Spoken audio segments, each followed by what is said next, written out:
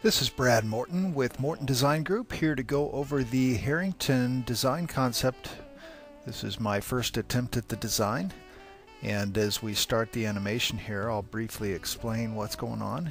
This is the backyard and this is the front yard. Obviously this is a plan view looking down on the house, and so this is the existing structure pop out in the existing open lattice patio here. So this is the front yard, rear yard, hillside. And as we get into the animation, I'll be able to explain some of the different features and things that are going on in this first design concept. So this is, again, the yard looking back into it. You can see the open roof here, the solid roof here.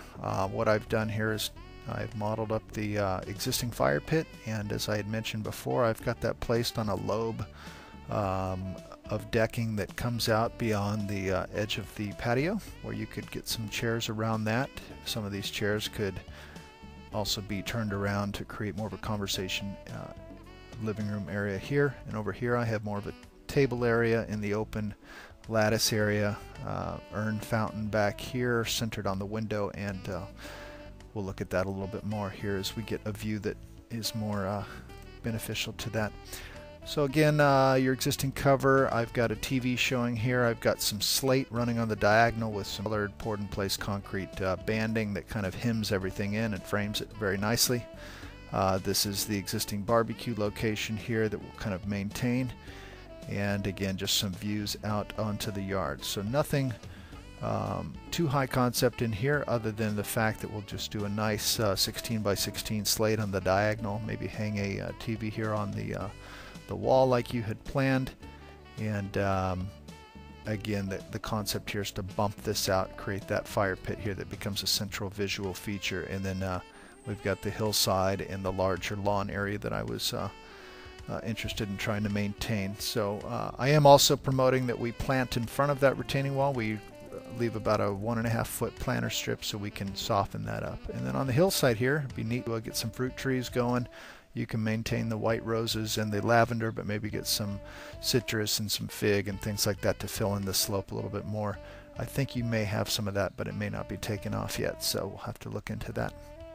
Again, over here we've got an urn fountain feature out of this window here, and then a dining area here with future storage shed here separated by some shrubbery and some stepping stones that take you around to the side yard. And that side yard could be concrete or paver, depending on budget.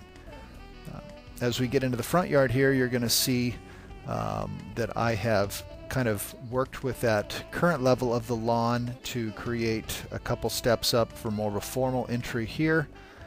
Keeping the existing olive tree here, I'm promoting that we maybe consider doing another olive here. If you're not hip on the olives for whatever reason, although I think you are, we could do another type of tree in both areas, but that'd be kind of nice to flank the formal entry with another olive here. And so we've got steps on this side. We're proposing a formal planter wall to kind of hem in this area and create a clean edge. Over here we've got a nice paver driveway now, and this flows all the way up into the patio without a step up. We talked about the ability to get a wheelchair up there in time, so that would be nice. So again, a couple steps, a couple pilasters with decorative lighting in the craftsman style, and a couple pilasters up here, just some terraced walls. So this would be kind of the feel of that. So this kind of sweeps up and in. Over here we've got a sunken conversation patio area to create a courtyard, a nice waterfall fountain feature here that's accessible and visible from both the street and the courtyard. And again, this is kind of the transition into the house under the archway that you currently have. And then we could do some decorative urns to soften up and grow some vines around some of these posts that to dress them up a little bit. So a little courtyard wall around the patio there. Just again to give this kind of a sunken cozy feel, and then you can place whatever furniture you choose to out here, whether it be chaise lounges or a table or a couch and chair setup like I'm showing here. So that is kind of the look, and again kind of an outside area here, lawn and planter pop outs. So that's kind of my first attempt at the project. Interested to get your comments back. I enjoyed working on it, and I thank you for your patience. We'll talk to you soon.